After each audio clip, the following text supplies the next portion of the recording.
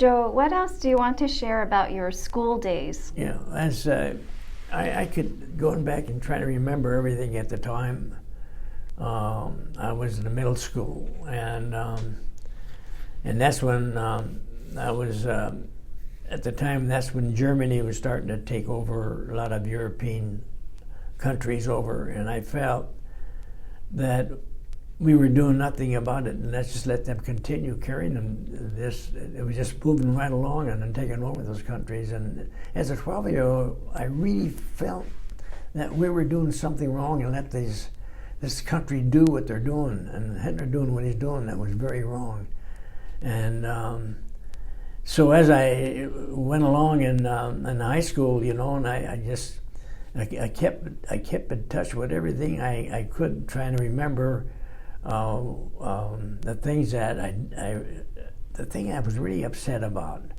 And then when they hit Pearl Harbor, that's another thing that really bothered me, because we were selling Japan all our materials, or anything they needed, and they took a lot of stuff and put it together and put their weapons and stuff together with our material. And then when they bombed Pearl Harbor, that was when 16 years old, and I felt that we did something wrong down the line, because we were giving Japan so much there, you know. And so then the thing that has never been mentioned, you know, when Germany was taken over, in other words, they joined hand with Russia, you know, as a team, and then all of a sudden they turned against Russia. And the United States, I haven't heard anybody mention that, sent 2,500 technicians there to help Russia get back together. And we actually put them together and put their military, and that's when they start moving right along against Germany, you know, with our help, you know. And it's sad that all these people in Russia, they forget all about what we do for them, and yet they turn against us, you know. So that's the beginning. And not only that, during the Japanese bombing of Pearl Harbor, I was in high school. We had blackouts. I don't know if you ever heard of that. All the coast, California, Oregon, and state of Washington had blackouts. We were not able to get out of our house after a certain period during the night, and that's a sad story. And then we lived that in high school too, all the time. We had no proms, we had no night activity. Everything was done during the day, you know, and that's prior to the war. And so I thought I'd mention that. Coming back now, you want to hear about the tube. The tube is a part of our weapon. Yeah, like I said, you have the base plate, you have the tube, and you have a tripod. The tripod carries all the mechanism and show you the distance that the shell would land, you know, in direction. And the tube is a tube where you put the shell in, which weighed 3 pounds.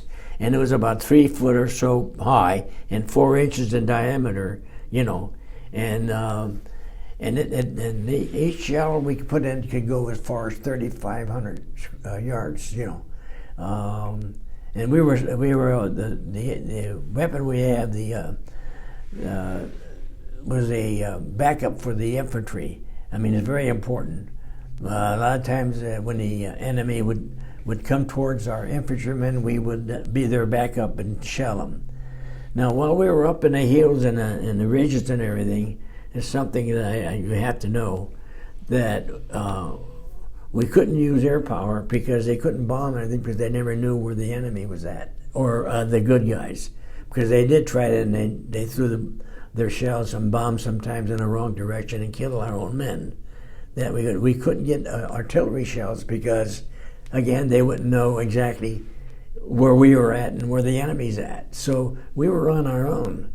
I mean, and it's sort of a suicidal deal, because we were up there. We're on our own to go after these Japanese, and we're trying to get out of there from the ridges and take it over. But in the meantime, like I mentioned before, our biggest problem was, as we were climbing the ridges, the Japanese and the enemy knew and saw us and killed a lot of our men. And also they went after the officers, like I mentioned before. So what happened there, me as a corporal, I think I was a corporal at the time when I was going up the ridges. And so the lieutenant, we have a lieutenant in our platoon, he was asked to send 3 men out to check and see where they can locate, where you can locate the enemy. In other words, just like a suicidal deal. So I was picked as one of the 3 men to go out and walk in all the areas, dangerous areas, and try to see where the enemy was at. And well, so far we didn't find anything, so we went back. So I went back to the lieutenant that told us to go out there. I really got upset with him. I was not afraid to talk to him and show him how upset I was. I said how wrong it is to send us there. We were not trained to do that, you know. And if they wanted to court-martial me, I didn't care, because I could have been dead very easily.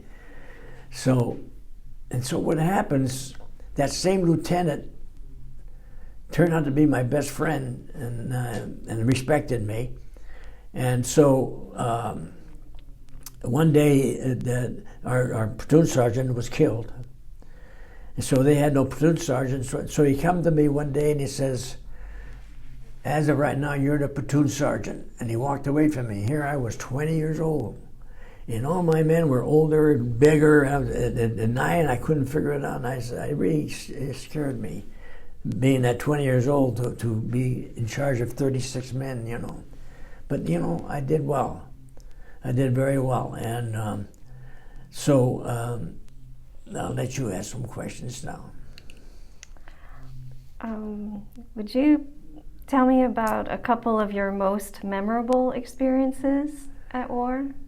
Well, my experience, I told you, that the one that really, the ambush was really the worst to start out with, because that was our first time in combat, you know. And so when you get in that situation, very few people come out alive. And I was lucky, along with 2 or 3 other of my members of that squad, that come out, you know. And you really, you're not yourself. You have to find a way out to get out of that direction of fire and whatever it is. So, but we all come out okay. But we did lose, you know, quite a few men. We lost our platoon sergeant. He stepped on a landmine going up. Well, every time the infantrymen go up, we have to send 1 man up there with wiring and a phone, so they can direct the fire from our guns. And so there was a platoon sergeant, and he hit a landmine, and so we had no platoon sergeant. So, but we had a lieutenant with us, and we found him under a tree. He didn't do nothing to help us out in any way. And I think I gave you a report of my thing, and you'll find that I mentioned about that lieutenant. And that lieutenant was they sent him where, I don't know where they sent him, but we had him no more, you know. So anyway, then my next experience was the fact that that I thought was my worst deal. My friend, his name is Fred Arcangelo from Philadelphia. So he and I were standing and talking to each other, and he was telling me about, he was divorced from his wife, and he had a kid and a little child, and so on holidays he'd go by the house that I guess his wife took over, and she'd have all her family there, and he'd always be left out, you know. And so behold, one of our own artilleries fired a shell and landed short and beheaded him right in front of me. But at the same time, we were called to man our guns, so I jumped in my gun position. But he was standing outside the foxhole, and so we had to wrap him up, you know. And he was there for 3 days, wrapped up, because that's how long it took before they pick him up. And that was a sad story, but as I told you before, we had no time to get emotional. We had to move on, we had a job to do. I was not, and I was not really afraid of death. I feel I had a job to do. I was asked to do a job, and that's what I did. And I felt I had to move on regardless what happens to me. If I can't make it, I can't make it, but I was there doing whatever I was told to do.